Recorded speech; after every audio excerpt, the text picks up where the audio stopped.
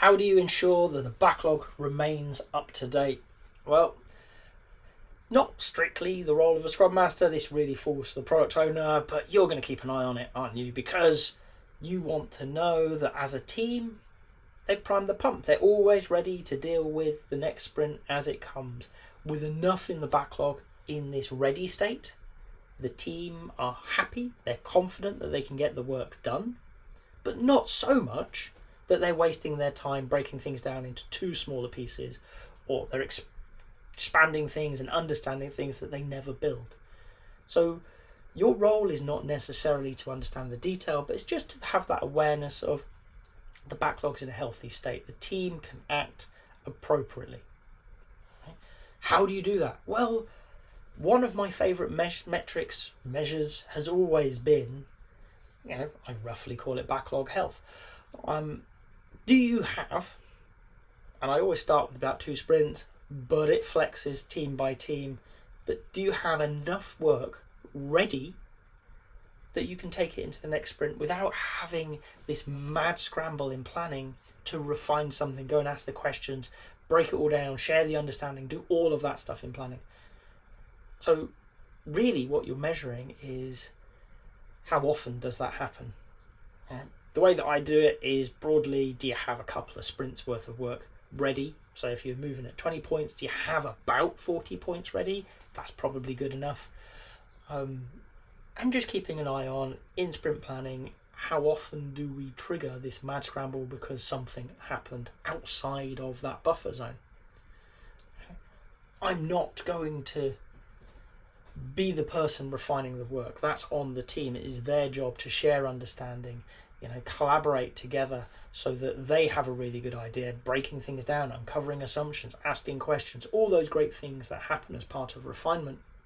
Okay? I'm going to be there to facilitate that. I'm going to encourage them to do it, but ultimately it's on the developers and the product owner to do that work.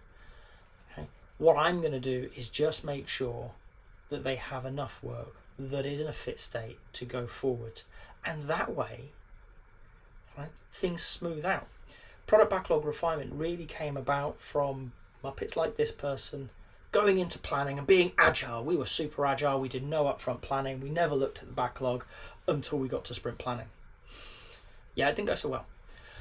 Because we'd go into sprint planning, we'd go, we don't understand that, that's not actually possible, no idea, we've got lots of questions about that. And somewhere lower down the backlog, we go, we can do this one, that's nice, yeah, we'll do that. And rinse and repeat for hours. Okay? That's not agile. That's not particularly professional. That was a bad idea. We did it. Refinement evolved out of the community, and we thought a little bit of planning, a little bit of preparation up front is probably going to do us proud. And that's really your role as a Scrum Master in this whole piece. Is refinement is happening. It's happening at a high quality so that the team are ready for upcoming sprints.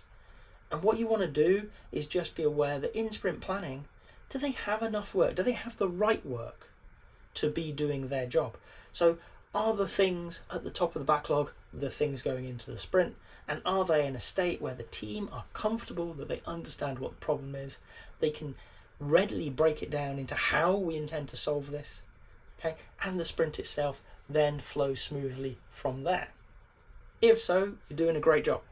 If not, and this is my advice to many Scrum Masters that I work with, go and look at refinement. Go and spend some time there. Don't worry too much about the sprint planning. Work in refinement to improve the health of that backlog. Help the team have enough work so that when they go into planning, things are smooth. Now, I said 2 sprints and I get challenged with this. Well, what happens if there's a lot of churn? Well, less. Have less ready. You're going to find the mark that works for you, for your team. If you find that a sprint and a half out, things get a bit choppy, you might want to bring that figure in and say, for this team, this is the right sort of number. It is a rule of thumb. Okay? It's not a legal requirement of anything. Okay? My experience says about 2 sprints is a good place to start. As you work with them, you'll get the idea. You'll notice actually we're more sort of at a sprint and a half, or just over a sprint maybe if it's really volatile. That's enough that we have smooth planning sessions, that we go into sprints and do a great job without wasting time, without wasting our energy. Okay?